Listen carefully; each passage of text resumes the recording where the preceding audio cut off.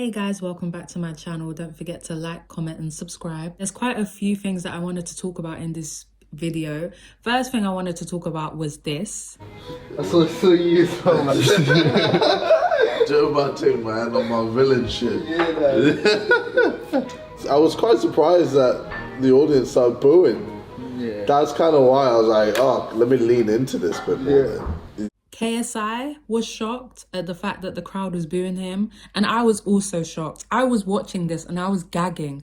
I was like, gagging's a crazy word to use, but I was shocked that people were booing KSI because I'm sorry, I'm one of those people that's like, I don't think Tommy Fury has fans. Like, I knew him from Love Island when he was with Molly May. I'm a girl. I watched the whole Love Island series back in 2019. And when they came off Love Island, Tommy Fury did not blow the way his girlfriend, well, fiance now, Molly May did. He did not become a big star. He only became a big star after he fought Jake Paul. And that is a fact. Like, I follow his girlfriend. His girlfriend was the breadwinner. His girlfriend is like Kim Kardashian in the UK. Like, Tommy, he was just the boyfriend. Like, he was not known like that. Like, yes, he was known off Love Island, but he's not known like the way he is now. So whenever Jake Paul calls Tommy his son, it's kind of funny, but he gave him a lot of clout. He really did. Don't get it twisted. I know for a fact that Tommy Fury is related to Tyson Fury. That is his half brother. I do understand that. But still, like, he didn't have a big fan base like the way he does now. People are booing JJ over Tommy? Booing JJ over Tommy. Like, Jake Paul made Tommy Fury a star. Like, he truly did. Yeah, entertain it. Obviously, it'd be a fucking huge fight. So you're saying you'd only entertain another fight after you potentially beat Tommy, if it appeals to you? Yeah, I'm just something. I'm like, I just don't know how I feel. Like after that, like at that point, I might just be like, you know what? I'm pretty happy with just doing Sidemen videos, and, you know, just working on music here and there, and just leaving it at that. Do you think you feel satisfied not ever fighting Jake, even after everything has happened? Honestly, yes, because I would have proven what I've been trying to prove all this time. That I'm better than Jake, and if I don't have to do it directly. I can just do it indirectly. And then yeah, Jake and Tommy can fight each other, and you know, if Jake beats him, you know, tremendously, then maybe I'll entertain a Jake fight. But as of right now, I don't feel like I need to fight Jake. I disagree with JJ when it comes to this. I do understand the fact that if you beat Tommy Fury, and if he beats Tommy Fury, that is mad. Like, that is insane. That's why I'm so excited for this fight. But just because he beats Tommy Fury, it doesn't mean that he can beat Jake. So in my opinion, that fight still needs to happen because styles make fights. And yes, JJ should be placed as the #1 influencer boxer in this community. 100% he should.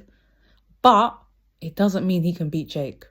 He will definitely be more favoured to beat him. But Jake Paul still wants that fight. He still talks about that fight. He still wants it. And I know that fight will happen. So JJ, you better not retire. You better not stop after Tommy Fury because you still need to fight Jake Paul. And I feel like that's going to come next summer. So we'll see. There was a space that happened last night which had Mams, Wade, Keemstar, all the big influencer stars in it. That full space was actually recorded. So make sure you guys follow the fan and you can actually see the whole long space on his Twitter and give him a follow. But I'll also link the Twitter space down below so that you guys can listen to the full thing if you wish to. One of the things I found interesting that they spoke about on the space was Misfits 09. 009, and then we'll go from there. 009, we're going to announce the whole card because it's kind of last minute, and I think it's just a nice, fun card to tie everything over. There's some good storylines on there, some really good fights. Because it's kind of last minute, and I think it's just a nice, fun card to tie everything over. There's some good storylines on there, some really good fights. It's not as many big names, obviously, but so I'm expecting the same usual reaction for non-pay-per-views from the haters, but at the end of the day, I think it's going to be a night of entertaining fights, and definitely create some contenders. So is 09 going to get announced like next week or 2 Yeah, weeks? yeah. After the press conference, I think that probably we're aiming for Wednesday, but don't quote me on that. All right, thank you, Mams. Sure thing. There's not going to be any huge names at all on it, like not even a JMX level or a Jay Swingler level. Like they're all going to be quite lesser known people. And Mams is right. He already knows, like, Misfits 09 is going to get a lot of hate because of that. But me personally, like, it's non-pay-per-view. And also the following month, we have JJ versus Tommy Fury. So I do think people need to keep that in mind. Like, yes, this card is not going to be one of the best. It's not going to be people that you know that well. But at the same time, as long as it builds storylines and there's good entertaining fights on there, I don't think it's going to be an L card. All a card needs is building storylines when it comes to Misfits. As long as storylines are getting built or getting more tension in it, like that's all that matters. Like it doesn't always have to be the biggest fights, especially when it's non-pay-per-view. Another point that I wanted to talk about that they touched on in this space was Slim. Yes, they spoke about Slim again. People in the space were asking if Slim was still going to be on Misfits.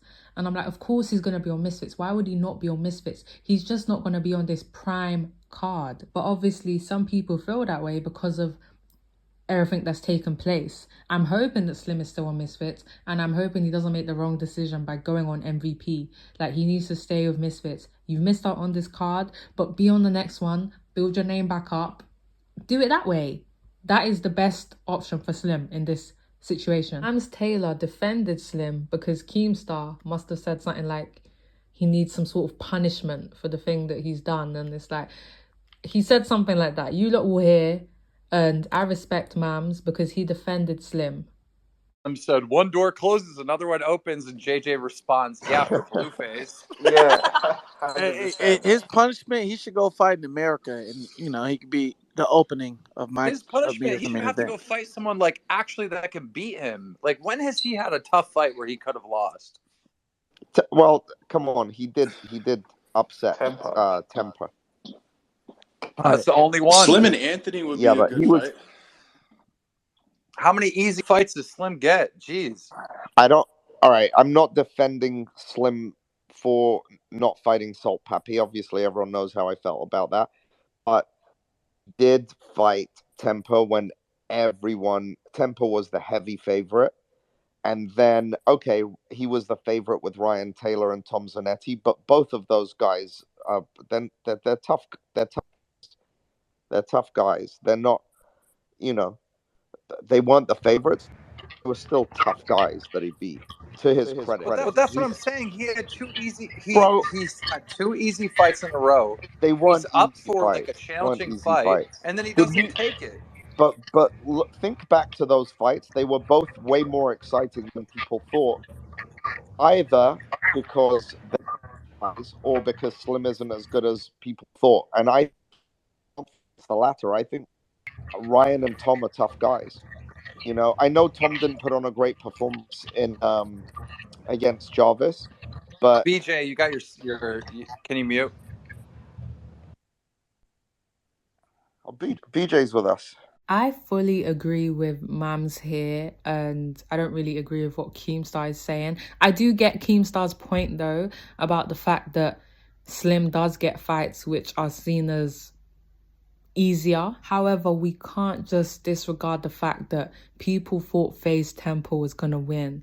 And the way that Slim knocked out Temper, honestly, one of my favorite Misfits knockouts. Like, it was a huge shock when that happened. Oh my God! Temper in trouble. Slim. It's a knockout. Slim by knockout. He's struggling to get up. Oh, no way can this carry on. He's out. No way. Slim. What? So that can be counted as one of his like hard fights. But I do understand the fact that after that, a lot of his fights have been, I guess, easier. Tom Zanetti, I think, is quite underrated though. Yes, he's not technically good, but he's tough. Ryan Taylor, the same. Tough, bigger guys. And they were a challenge for Slim. So I respect Mams for sticking up for Slim despite the whole situation with him ducking or not ducking, Salt Pappy. But guys, if you want to listen to the full space, there was no need for me to screen record it and post it because it's literally on Twitter. The fan recorded the whole space. So I'm going to link it down below so that you guys can watch the whole thing. They asked a really good question. Fred Beck was in it. Wade was in it for a little bit. Keem was in it. A lot of people were in it. So make sure you guys go and give it a good listen. Don't forget to like, comment, and subscribe. And I'll see you in the next video. Bye, guys.